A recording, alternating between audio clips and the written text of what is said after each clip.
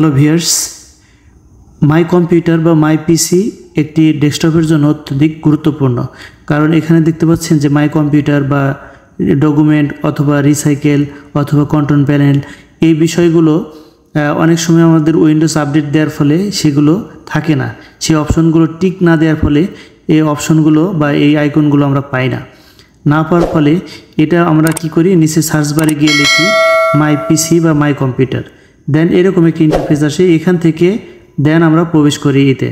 তো সেক্ষেত্রে এখানে দেখতে পাচ্ছেন আমি যদি এখান থেকে শর্টকাট নিতে চাই, এখানে আমি কোনোভাবে শর্টকাটে প্রবেশ করতে পারবো না। এখানে দেখতে পাচ্ছেন যে আমি ডান সাইডে কোথাও এখানে শর্টকাট ক্রিয়েট করার বা আইকনটি ক্রিয়েট করার কোনো অপশন নেই।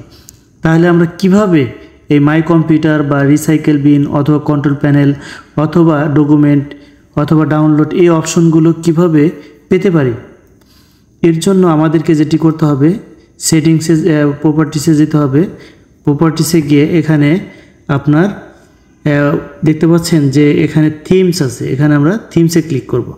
থিমসে ক্লিক করার পরে আমরা উপরের দিকে ডাইন সাইডে দেখতে পাচ্ছি যে ডিসপ্লে আইকন সেটিং, এখানে ক্লিক করব। এখানে ক্লিক করার পর একটি বক্স আসবে, এখানে দেখতে পাচ্ছেন ডিসপ্লে আইকন সেটিং। সাধারণত যেটি হয়ে থাকে, অনেক সময় উইন্ডোজ আপডেট দেওয়ার ফলে এই টিকগুলো আনফর্চুনেটলি যে কোনোভাবে যদি না দেয়া থাকে, সেই ক্ষেত্রে এই আইকনগুলো আপনি ডেস্কটপে পাবেন না। সেই ক্ষেত্রে এখানে আপনি টিক দিয়ে, এখানে যদি আপনি প্রত্যেকটি টিক দিয়ে দেন, সেই ক্ষেত্রে এখানে my computer, user, network, recycle bin এগুলো সবগুলোই চলে আসবে। তো এইভাবে আমরা খুব সহজেই মাই কম্পিউটার আইকনটি বা মাই পিসি আইকনটি ক্রিয়েট করতে পারি। এখন চলুন দেখা যাক। এখন যদি আমরা ডেস্কটপে যাই, এখানে দেখতে পাচ্ছেন যে মাই কম্পিউটার, রিসাইকেল বিন এবং এগুলো আগেই ছিল, বাট আমি আগে টিক দেওয়ার কারণে এগুলো ছিল।